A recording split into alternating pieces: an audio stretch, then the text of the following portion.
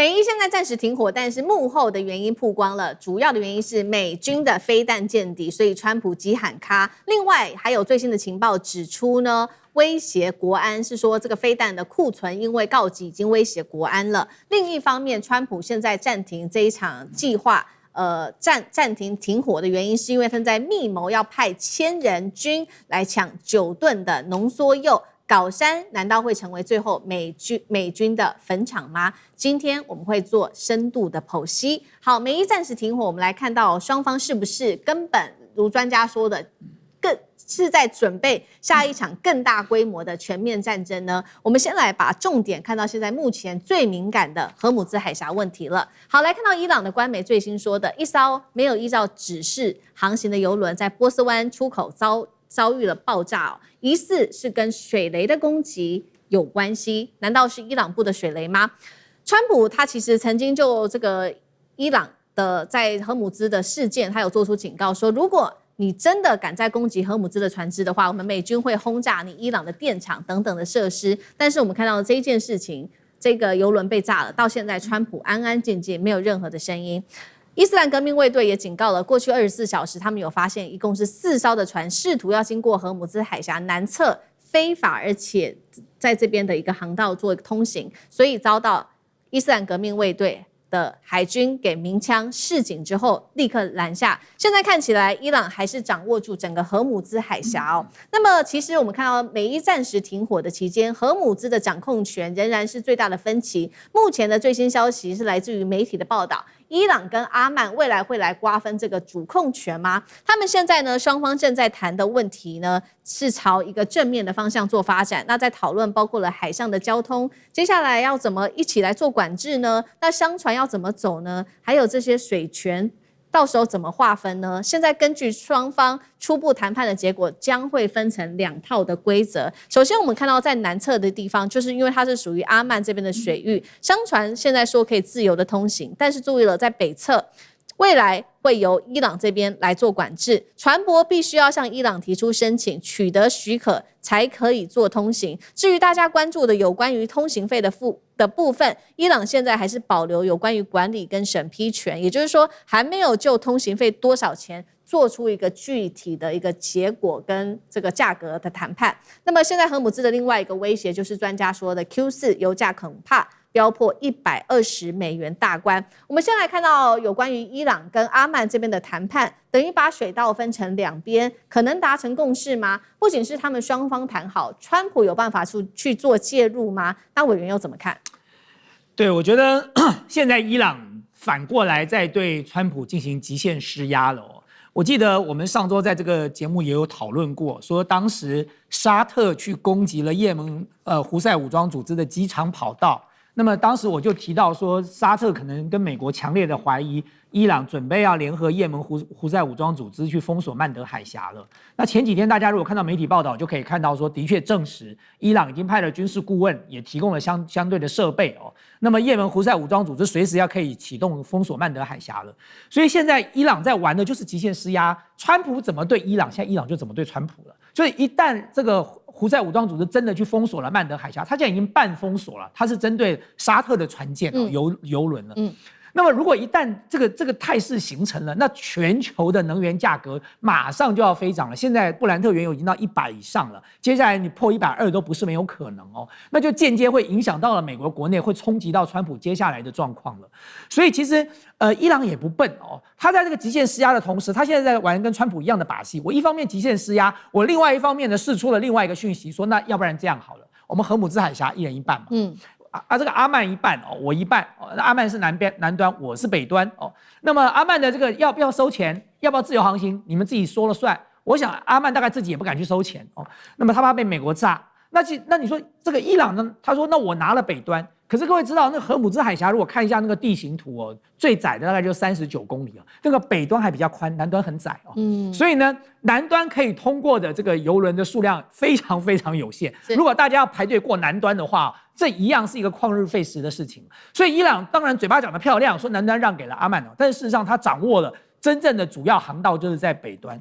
那你說這個川普會不會接受哦？這對川普來說，它當然是一個選項哦，但是問題是，它如果真的接受了，美國國內的民眾跟媒體也不笨哦，那麼大家一定會去追責，就是那到底我們這場戰爭打到最後贏了哪裡呢？就原本該做的都沒做到，伊朗政權沒有輪替，這個濃縮鈾也沒有拿回來，然後呢，現在還失去了半個荷姆茲海峽。那這對這個川普來講，恐怕就是這個碰了一鼻子灰的事情哦。所以你說川普要接受，我看恐怕也不是一件很容易的事情。所以這我可以先初步的判斷哦，就是說接下來呢，可能還是在一個就是川普跟伊朗大家各說各話、打打停停的狀態。但是就回到我先前講的，伊朗做了決一死戰的準備了。那你接下來就要看看川普在這個極限施壓之下，他到底要不要吞下來哦？他要用什麼樣的方法下這個台？我覺得這恐怕是考驗川普最大的一個危機了。如果他不下這個台，他要陪伊朗一起打一場你死我活的戰爭的話，那我真的就要說，這個川普也不用選第3任了，美國的國力就完了。好，現在看起來這個伊朗哦，就荷姆茲海峽跟紅海的議題是不會讓步於美國的。那另外一方面，我們也知道美伊現在暫時停火，沒有在做打，這就沒有再打了，是不是雙方也在備戰？要準備進行下一波更大攻擊的戰爭呢？但是此刻我們看到美國方面，它也面臨到許多的問題。也就是說，為什麼今天川普要停戰？現在有多方的原因指出來，就是因為它的彈藥庫是不足的。還有第二個，波斯灣盟友的反彈，還有第三個。情報顯示，包括了副總統范斯跟他的參謀首長聯席會議主席凱恩，對於戰事升級都表示非常的不安。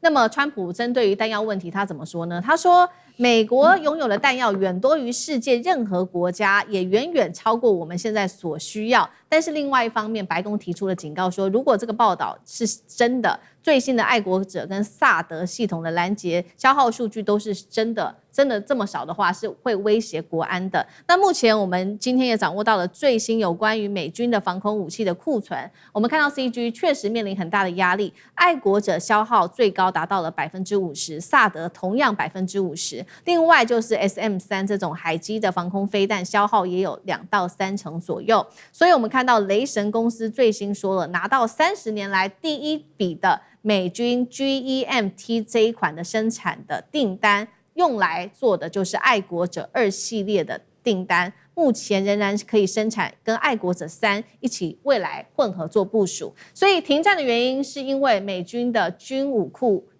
有很大的一個缺乏嗎？楊老師怎麼解讀？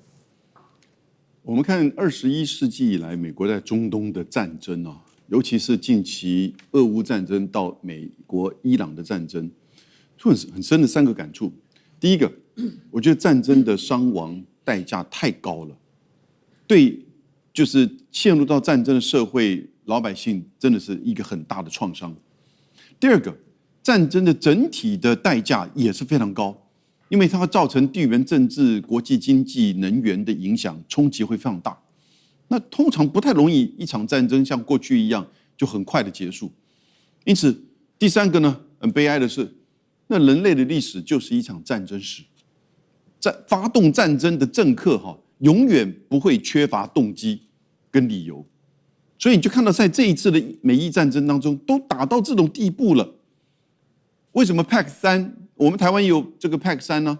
還有 PAC-2啊，就是愛國者2型跟3型，因為愛國者3型500萬億枚啊，它是這種就是所謂的 hit and kill。可是呢，愛國者2型只要200萬億枚啊，而且愛國者2型製造的美國軍火商雷神公司，它已經開始一直都有大量的提供給海外的愛國者2型的提供，所以你現在要愛國者2型就重新啟動，然後呢補足在伊朗戰場上的這些庫存的不足，這是美國現在可以做得到的，比較節省，省300萬。對不起，人家伊朗的無人機是多少？是2到5萬，那飛彈呢也大概就是幾十萬，造成現在的衝擊，我們剛才的畫面都很清楚。所以你現在的在比庫存、比消耗是沒有用的，而且美国更消耗的是整個全球的能源、經濟跟未來美國的霸權啊。